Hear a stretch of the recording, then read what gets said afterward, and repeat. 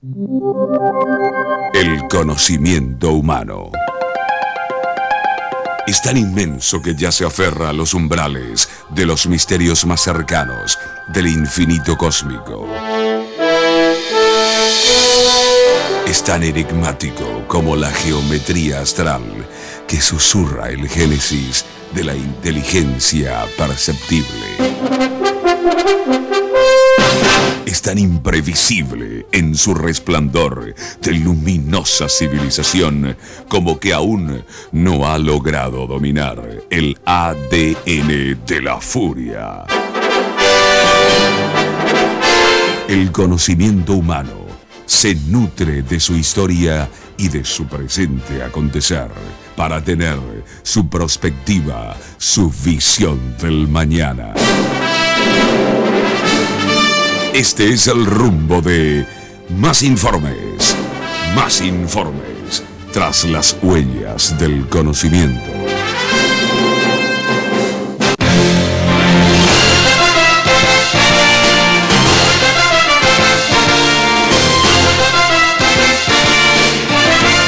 Muy buenas noches, amigos. Estamos ya en la segunda semana de diciembre con Más Informes aquí en el 13, en la red privada de comunicación. Hoy tendremos realmente un bagaje informativo impresionante para ustedes en este capítulo.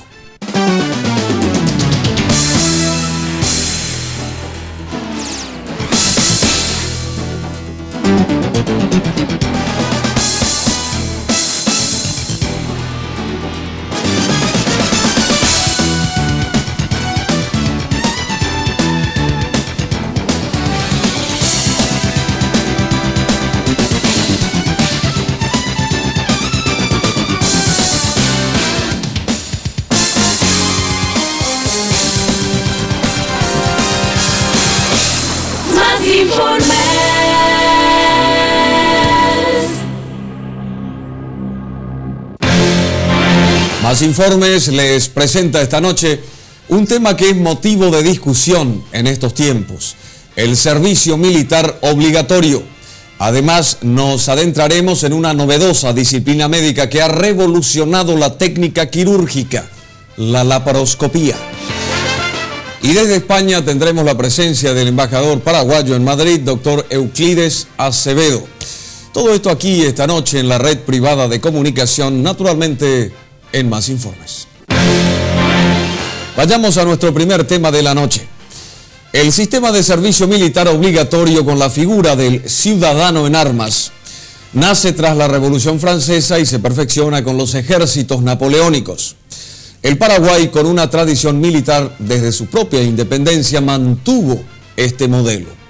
La Constitución de 1992 reafirma la obligatoriedad del servicio, aunque también define la objeción de conciencia como un modo de evitar hacer el servicio militar, sustituyéndolo por un servicio civil para la comunidad.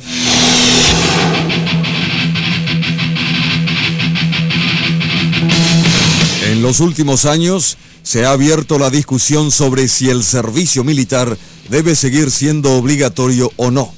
Además, a eso se suman las opiniones encontradas sobre cuál debe ser el papel de las Fuerzas Armadas en estos tiempos. El ejército en sí tiene que ser abolido en este país por el bien de la patria. Si el ejército no es abolido en este país, vamos a seguir teniendo generales que se meten en corrupción y que son intocables, generales que violan las leyes, militares que deforestan nuestro país, y vamos a seguir teniendo ese tipo de injusticias. Nosotros hemos incorporado a nuestra Constitución, creo, el modelo más avanzado que hay, por lo menos para el nivel de desarrollo de nuestros países, en Latinoamérica en particular, que consiste en un servicio militar obligatorio que dura un año por propio mandato constitucional, pero incorporamos a su vez la objeción de conciencia por razones éticas y religiosas.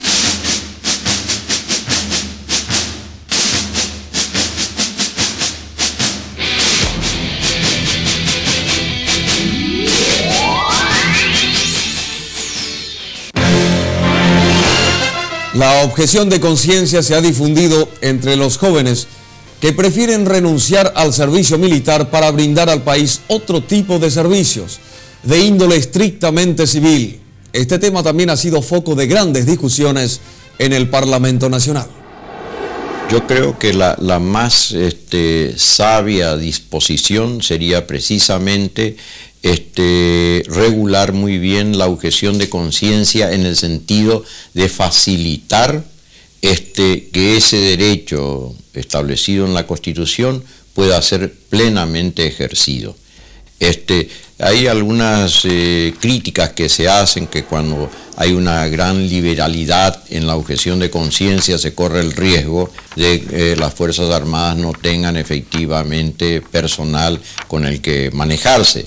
Pero hay estadísticas que se han hecho en países como Francia, España, donde la objeción de conciencia funciona perfectamente y el número de objetores de conciencia en modo alguno viene, digamos, a establecer un obstáculo para el funcionamiento de las Fuerzas Armadas de esos países sin necesidad de recurrir a la contratación de agentes. Los objetores de conciencia que existen hoy día en casi la mayoría de los países del mundo forman un conglomerado de jóvenes con una postura eminentemente antimilitar. Bueno, nosotros creemos que a la sociedad se le puede servir de muchas maneras, ¿verdad? No necesariamente mediante la carrera de las armas, ¿verdad? Nosotros por el contrario creemos que haciendo el servicio militar se está perjudicando a la sociedad. Nuestra postura es que ese servicio, esa solidaridad con la sociedad tiene que ser libre y voluntaria y no imponerse por una ley.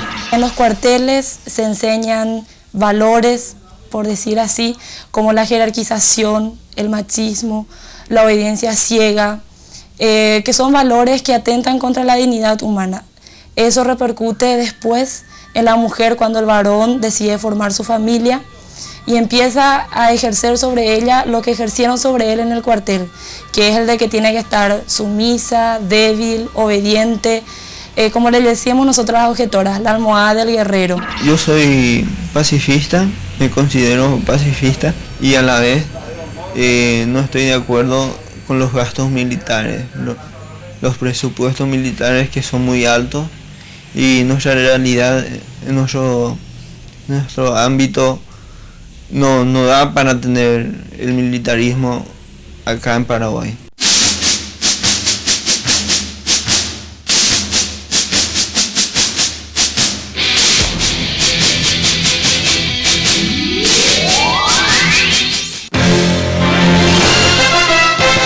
Desde otra óptica, conocidos generales retirados de las Fuerzas Armadas de la Nación exponen su posición respecto al servicio militar obligatorio.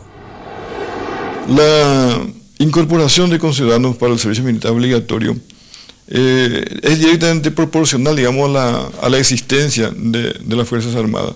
Son ellos los constituyen la materia prima, por decir. De modo que pensar en profesionalizar nuestra Fuerza Armada implicaría también una selección de esta gente. En consecuencia, tal vez no cabrían ellos dentro de esa selección, ellos estarían descartados, porque no podemos esperar muchas cosas de jóvenes casi analfabetos de 16, 17 años.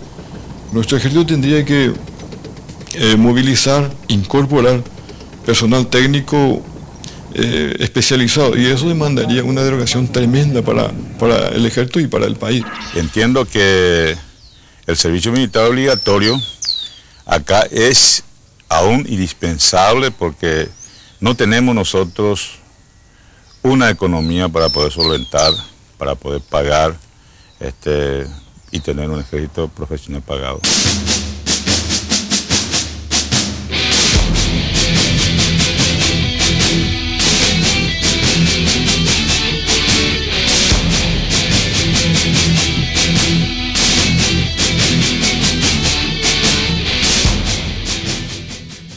Yo creo que el país necesita de sus Fuerzas Armadas. Ahora, de que la Fuerza Armada en este momento esté un poco desprestigiada o desnaturalizada por ciertos manejos no muy buenos, no quiere decir de que tengamos que desechar a nuestra Fuerza Armada. Organicémoslos.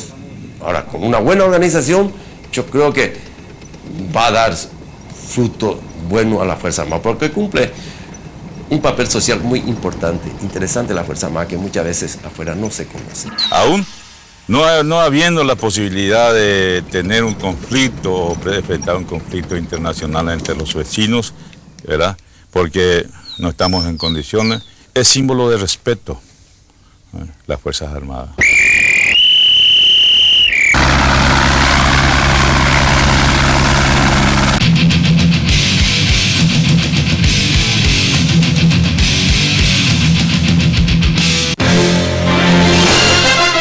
Más allá de la discusión sobre la obligatoriedad o no del servicio militar, en los últimos tiempos se ha informado sobre graves accidentes e incluso muertes de conscriptos en distintos cuarteles sin que jamás hubiera un informe que explicara claramente la verdad de lo sucedido. El caso de Pedro Liduvino Villalba de Uvetumí es patético. Cumplía su servicio militar en la caballería cuando algún mal lo dejó con sus facultades mentales alteradas. Hace 8 años que está en cama. Y ellos dijeron que un día él amaneció así ya, ya él no entendía nada. Y nosotros estamos confundidos, también no sabemos qué es lo que tiene mi hijo. Los médicos dicen que está enfermo en la cabeza. Ellos quieren operar, pero depende de nosotros, porque ellos dicen, nosotros no podemos operar, si usted nos dan, dice, su palabra no podemos operarle porque a lo mejor él se va a morir o se va a quedar más mal, dijo. En esa edad, precisamente en la cual se da el servicio militar, es una de las edades en el cual es más común los brotes psicóticos, en especial de la enfermedad esquizofrenia. Entonces, aquellas personas que son sensibles o tienen una predisposición genética a hacer este tipo de crisis, pueden hacerlo.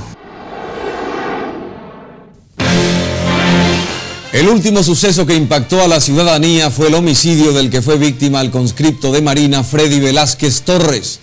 El hecho ocurrió en la noche del miércoles 6 de diciembre, mientras Freddy cumplía servicio de guardia en su unidad. El mismo fue ultimado por un disparo de pistola hecho por un suboficial que, según las investigaciones, llegó ebrio, llegó borracho al cuartel. Con este ya son 15 los conscriptos muertos en los cuarteles en lo que va de este año 95. Pensar que por un suceso similar el gobierno argentino eliminó la obligatoriedad del servicio militar. Otro caso llamativo es el de Emigdio Garay Duarte de Acaay, quien sufrió un accidente de tránsito estando en servicio en el Estado Mayor. Ahora está postrado en cama y los militares no le han brindado ayuda.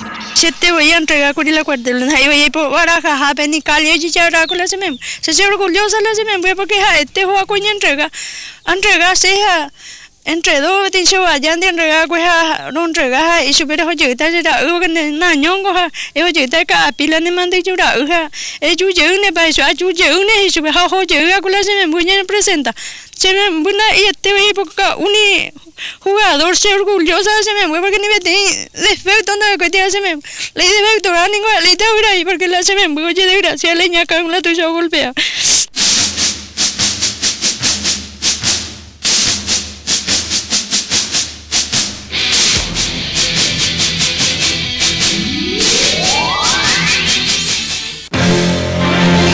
Un grupo de parlamentarios tiene el deseo de introducir una reforma constitucional para abolir la obligatoriedad del servicio militar. Si el pedido de enmienda es aprobado en ambas cámaras del Congreso, debe ir este luego a la justicia electoral, que debe a su vez llamar a un referéndum. El pueblo entonces deberá decidir si seguirá siendo o no obligatorio el servicio militar. Creo personalmente de que después de casi 2 años y algo de trabajo parlamentario, confío plenamente que el servicio militar debe desaparecer en el sentido de la obligatoriedad. Tiene que ser como estamos preparando la enmienda constitucional del artículo 129, tiene que ser optativo, que el ciudadano que quiera irse a las instituciones militares se presenten y hagan su servicio militar, y aquel ciudadano que no quiere ir al servicio militar, que no lo haga. De hecho, la ciudadanía tiene opiniones dispares sobre si es conveniente o no que el servicio militar sea obligatorio. Si se hace el referéndum por el sí o por el no, el resultado será bastante apretado. He aquí un adelanto de esas opiniones a través de la encuesta que realizarán nuestras cámaras de televisión. Es una cagada. Pienso que no sé. Yo hice el servicio militar, pero demasiado mucho sufrí. Estoy arrepentido de haberme ido. En esta condición un joven no se puede ir a cumplir el servicio militar obligatorio porque no hay garantía. Si siempre fue así, ¿por qué ahora vamos a cambiar el sistema? Obligatorio no. Debería ser voluntario. Si vos querés, te vas. Y considero que le hace falta al joven, al adolescente le hace falta para, no sé, asentar su carácter. Porque no me gusta el servicio militar obligatorio porque es un abuso a los jóvenes. Tenía que ser optativo para mí. No, suprimido jamás. No puede suprimir. Ahora que estamos cada vez peor, la juventud está cada vez peor, no puede suprimir. Voluntario cuando está preparado, sí, es otra cosa. Otra mentalidad puede ser nuestro joven. Aparte, muy jovencito, ¿qué vas a ver? No es nada constructivo, en pocas palabras. La responsabilidad que uno adquiere con el servicio militar es muy diferente a la que uno adquiere solamente en la casa o en los colegios. El servicio militar obligatorio se va ahí y los chicos pierden su tiempo y además sirve como ordenanza o como empleado médico a los militares. Pero yo creo que es bueno el servicio militar obligatorio por nuestros campesinos, porque vienen aquí, entran en los cuarteles y aprenden siempre algo, cosas nuevas. No estoy de acuerdo. Me parece que debe ser optativo. Creo que cada persona debe decidir si o puede optar, digamos, por los servicios sociales. Creo que una parte del hombre empieza en el cuartel, se aprende ahí a respetar a los superiores. Creo que es una pérdida de tiempo. Pienso que la juventud podría ser algo más productivo que estar mucho tiempo perdiendo con los militares. De tener problemas contra las Fuerzas Armadas paraguayas es una cosa, y el servicio militar para la defensa de la soberanía nacional es otra cosa. Yo creo que eso hay que tener muy en cuenta. Más informes.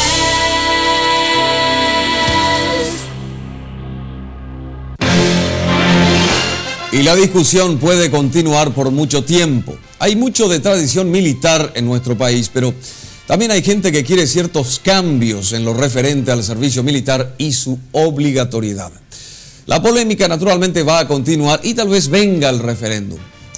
Pero en instantes nosotros aquí tendremos una charla desde España, muy amena por cierto, con el embajador paraguayo en Madrid, el doctor Euclides Acevedo. Una entrevista exclusiva hecha por Más Informes en Madrid.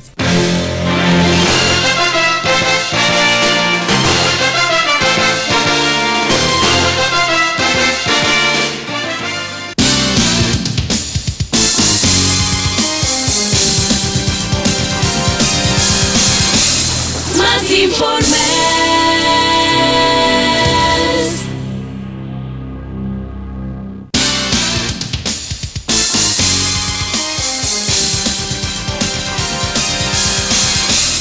Más informes.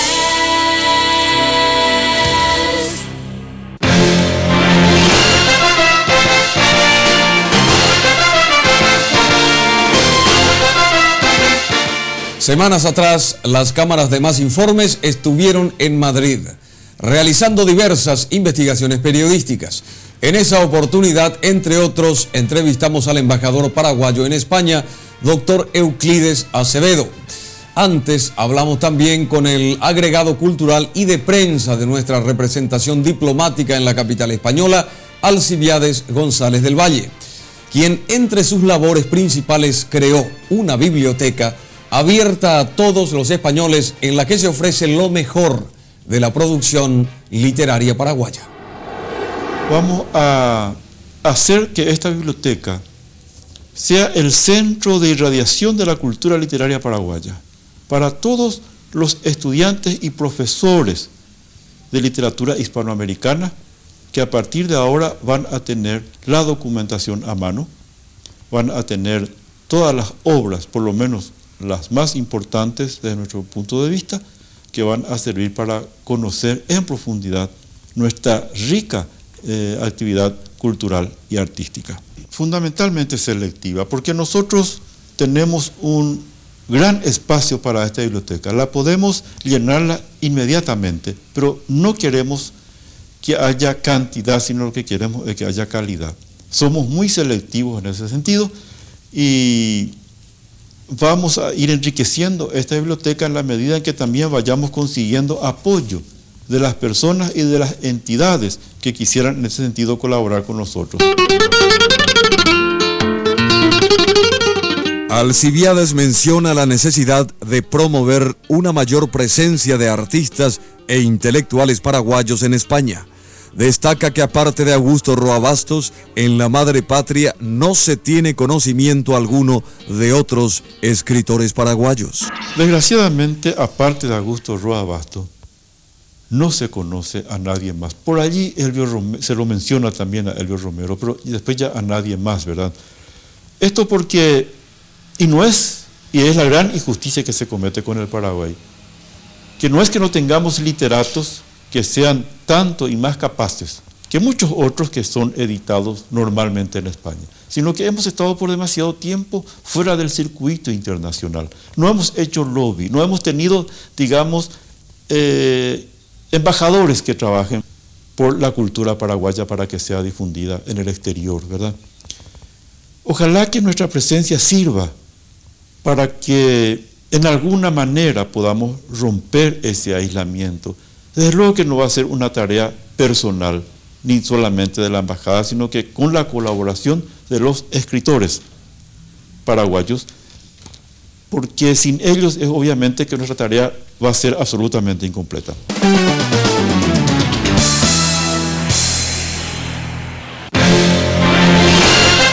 Interesante todo lo que nos plantea, lo que nos dijo Alcibiades González del Valle. Y tras tener así un panorama de esa labor de la agregaduría cultural de la Embajada Paraguaya en España, vamos con esa nota mencionada, la entrevista a nuestro embajador en la capital española.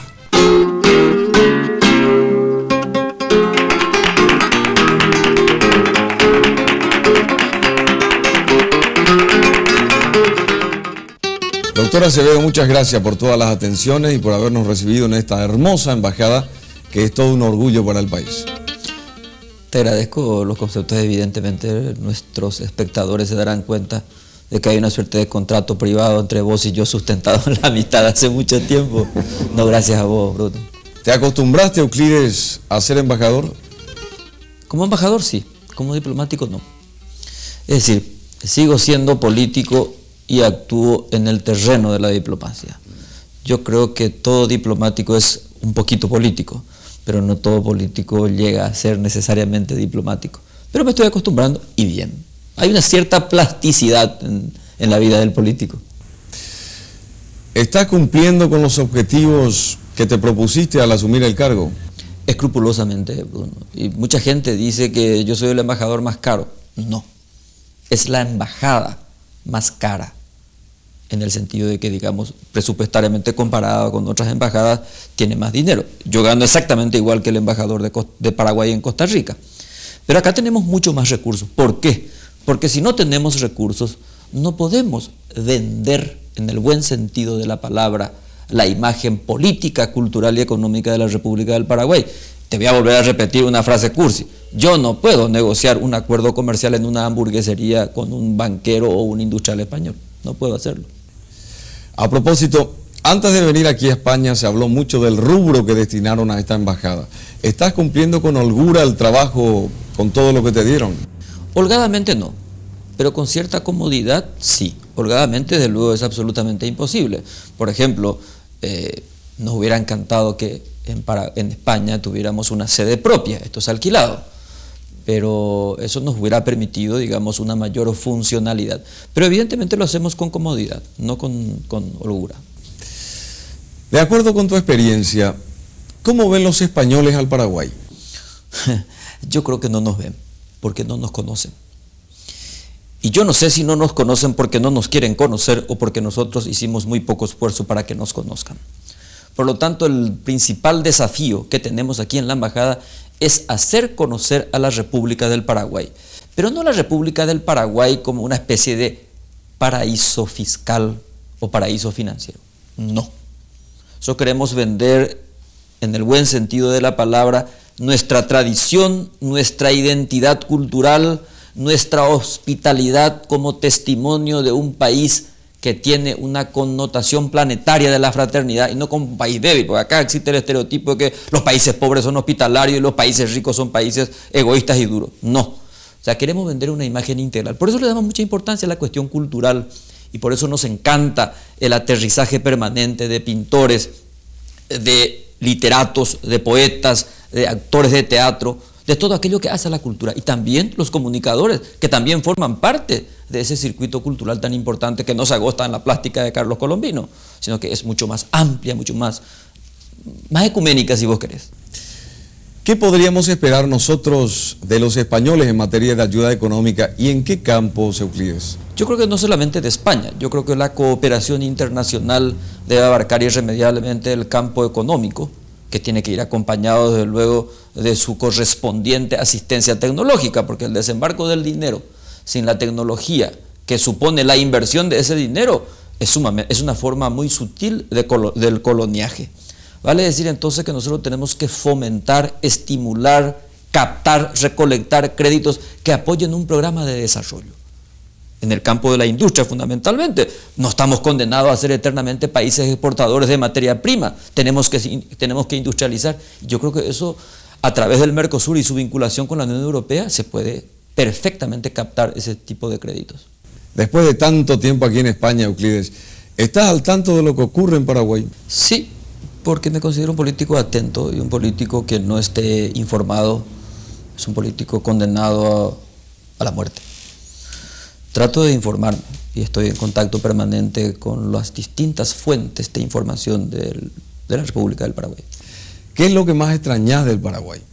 Yo creo que no hay nada en particular y todo en general. Si el Paraguay es un todo, Paraguay no es una parte. Es decir, yo no te voy a decir extraño sus virtudes, su música, su flor. No, extraño todo, inclusive sus pobrezas espirituales, inclusive. ¿Por qué? Porque la pobreza espiritual detectada me da la ilusión de transformar eso en virtudes. Porque eso es un poco el alma, la vida del político. ¿Te arrepentiste de haber aceptado el cargo de embajador? No, para nada. En política, cuando uno decide, y por eso es que no hay que improvisar, hay que analizar las decisiones. Aunque te equivoques después, no te puedes arrepentir nunca. Y esta fue una decisión largamente meditada. Traté de balancear a lo sumo, al máximo. Y no estoy arrepentido para nada, al contrario. Estoy convencido de que mi decisión ha sido correcta. ¿Qué otras cosas ambicionas para la embajada? Además de implementar esos créditos, además de buscar otros, de estimular el intercambio cultural en el amplio sentido de la palabra, y bueno, preparar cumbres como la de diciembre o visita oficial del presidente el próximo año, está también en formarnos los que estamos aquí. Aquí hay muchos profesionales de carrera a quienes estimulamos que hagan cursos de especialización, que no vuelvan a la República del Paraguay con dos bolsillos vacíos. Los bolsillos espirituales, no me refiero a la billetera, que normalmente no vuelven cargadas nunca. Reflexionar, leer, meditar y prepararme para otras batallas. Lamentablemente, para muchos no dimito de mis pretensiones políticas. No me voy a agotar como embajador, desde luego. ¿Y qué harás entonces en el futuro? Yo quiero volver al Paraguay. Mi objetivo está en otros poderes del Estado. Obviamente del Poder Judicial ya no puedo, ¿verdad? Porque no soy juez. Parlamentario, ya fui, hay un permiso. Me falta una asignatura pendiente. ¿Llegar a la presidencia de la República tal vez? Alguna vez sí. Vamos, lucha por ser presidente y no te mueras en ese intento. A mano y TPB.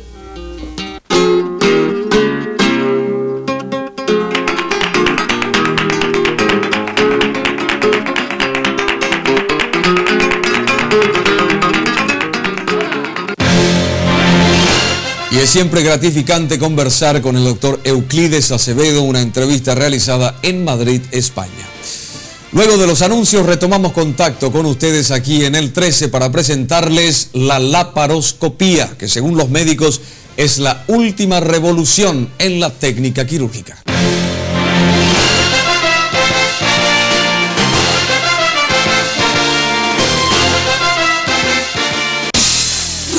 informes.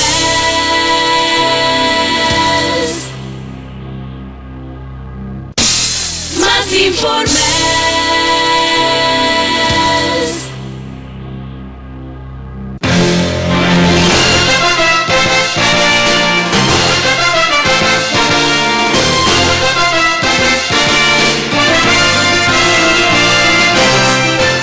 Suena difícil, videolaparoscopía, pero constituye una técnica quirúrgica considerada revolucionaria. En términos sencillos, consiste esta en una operación del abdomen que se hace a través de pequeñas incisiones que permiten la introducción de minúsculos instrumentales para practicar la cirugía. El cirujano ve el órgano afectado a través de una lente especial o una cámara de televisión y así va interviniendo. Se evitan los grandes cortes que se utilizan para las operaciones comunes y que acarrean serias molestias al paciente operado. Todo esto es posible mediante un aparato llamado laparoscopio.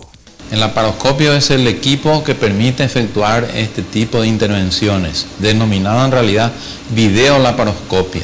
Como se ve en la pantalla y en el equipo que está a mi derecha, está compuesto fundamentalmente por un monitor de televisión a través del cual se puede ver dentro del abdomen toda la anatomía y las enfermedades que van a ser sometidas a un tratamiento quirúrgico. La laparoscopía es un método, diríamos, que viene a producir toda una revolución en la cirugía, ¿verdad? El nombre, aparentemente muy complicado, deriva de dos palabras, ¿verdad? Láparo, que significa abdomen, y escopía, que significa mirar, ¿verdad? Es un método que existía ya hace mucho tiempo, ¿verdad? Bastante tiempo, 50, 60 años, como método diagnóstico. Desde hace prácticamente 20 años, este método diagnóstico, a través del trabajo de los ginecólogos, se hace un método terapéutico.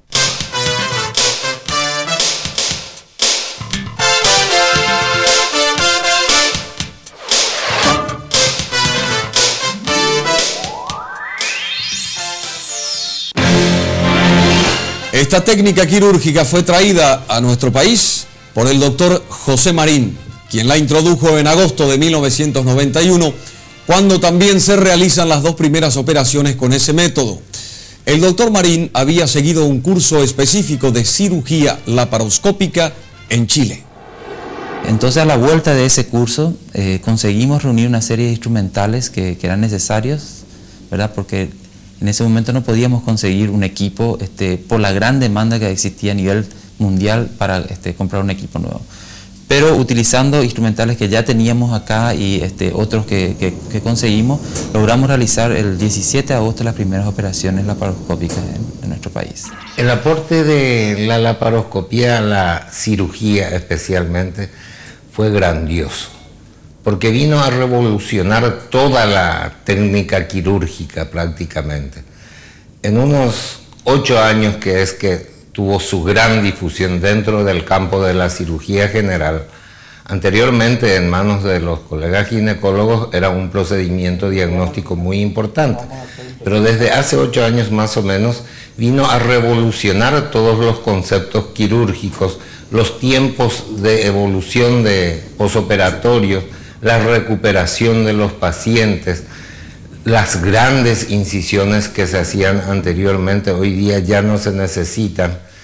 Y una cosa muy importante, sobre todo para el sexo femenino, la poca agresión en cuanto a cicatrices refiere.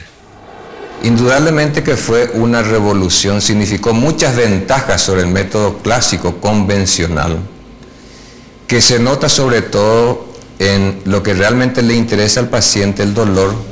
El dolor en el postoperatorio en la cirugía laparoscópica es nula o es muy discreta. Se redujeron la estadía hospitalaria, los pacientes están internados 24 a 48 horas. El retorno a las actividades normales al trabajo se hace tan rápidamente, en una semana o 10 días, y estéticamente es muy satisfactoria ya que las mismas tienen solamente mini cicatrices. El El cirujano videolaparoscópico necesita una gran habilidad para manejar el instrumental y operar a través del laparoscopio, que es un instrumento de óptica que permite ver el interior de la cavidad abdominal, ya sea directamente o acoplándole una cámara de televisión. Hoy la laparoscopía casi no tiene contraindicaciones. Se pueden hacer todo tipo de cirugías abdominales, pero hay que tomar algunas precauciones, como en el caso de la anestesia, por ejemplo. En relación a otras cirugías, la anestesia no varía tanto, ¿verdad? Pero sí tiene una condición muy importante, o dos condiciones importantes. Uno, como se introduce, en este caso, dióxido de carbono, hay una presión aumentada dentro de la cavidad abdominal, ¿verdad? La segunda diferencia que existe es que en cuanto a la posición del paciente, se le pone generalmente lo que nosotros llamamos posición anti-Trendelenburg, es decir, los pies más bajos en relación a la cabeza. Entonces hace que el retorno venoso, la sangre, tenga una dificultad de subir, como todo líquido, ¿verdad? Tenga una dificultad de subir hacia el corazón. Y de esa manera entonces tenemos lo que nosotros llamamos disminución del retorno venoso.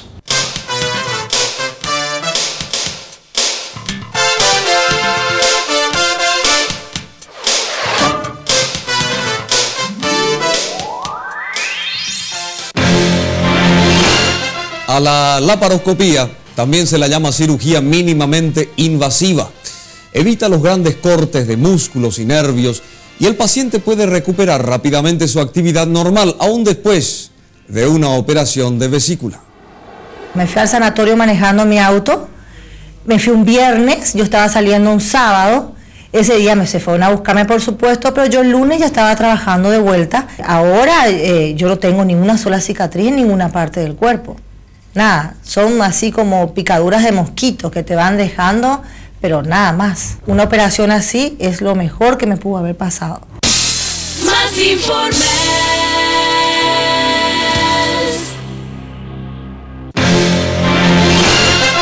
Indudablemente la tecnología bien utilizada produce avances casi milagrosos en la medicina y específicamente en la cirugía. Y cada vez aumentan los pacientes que solicitan, que piden ser intervenidos con el sistema de la videolaparoscopía, que como se ha visto tiene sus grandes ventajas y además no cuesta más que una operación común. Y si la medicina tiene nuevos métodos para curar, los estafadores organizados inventan nuevas maneras de estafar a la gente. En instantes aquí en el 13 volvemos para ver una novedosa modalidad que nos viene desde Nigeria, desde el África.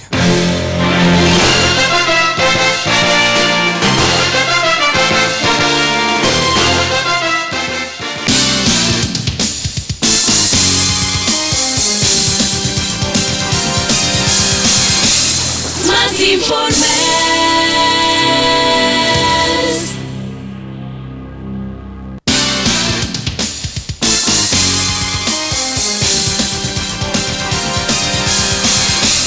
Más informes.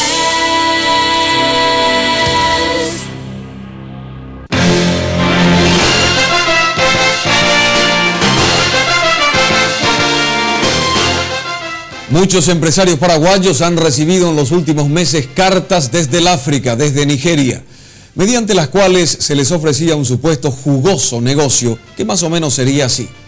Un funcionario gubernamental de Nigeria tiene a su disposición varios millones de dólares que desea sacar del país. Como es dinero negro, no puede hacerlo a su nombre. Entonces busca en el exterior alguien solvente que tenga una cuenta en un banco extranjero. Lo único que debiera hacer esta persona es autorizar que se depositen los millones de dólares a su cuenta o en su cuenta. Luego cobrar una comisión y le da su parte al funcionario de Nigeria. Este negocio, entre comillas, ha sido ofrecido a mucha gente aquí de nuestro país mediante cartas como estas, que ya las mostramos, y además llamadas telefónicas. Una de ellas haremos escuchar. Esas cartas eran cartas con una confección bastante burda, casi sería una especie de boletín en donde decían claramente de que eran personas que habían trabajado con el gobierno nigeriano y de que querían sacar su dinero, y que su dinero era dinero negro y que darían parte, una gran parte de utilidad siempre y cuando uno le lograra retirar de Nigeria ese dinero y traer a Paraguay. El negocio para los de Nigeria está en que por carta solicitan $50.000 por pasajes y viáticos para que pudieran venir al Paraguay los funcionarios y así cerrar el trato, cerrar el negocio. En su defecto solicitan o piden que el paraguayo viaje a Nigeria. De hacerlo, el pobre incauto es esquilmado, así como suena. Lo peor es que muchos paraguayos, o muy inocentes, o creyéndose muy vivos y capaces de ganar millones de dólares sin ningún trabajo, cayeron en la trampa. Pagaron $50.000 y nunca vieron a un nigeriano. Otro incluso viajó hasta Nigeria y para salir de ese país debió pagar casi $100.000 de coimas. Para demostrar cómo actúa esta gente, Más Informes grabó una conversación telefónica de un paraguayo con un nigeriano que le proponía el negocio. Yes, we have mutually discussed and conclude with our travel airline. As soon as this money is being paid, we now come over to Paraguay. And when are you going to come to Paraguay? If you make the payment by tomorrow and confirm to me that the money has been paid, we are going to be in Paraguay with you on Saturday this week. Saturday this week, you're going to come to Paraguay. Más Informes.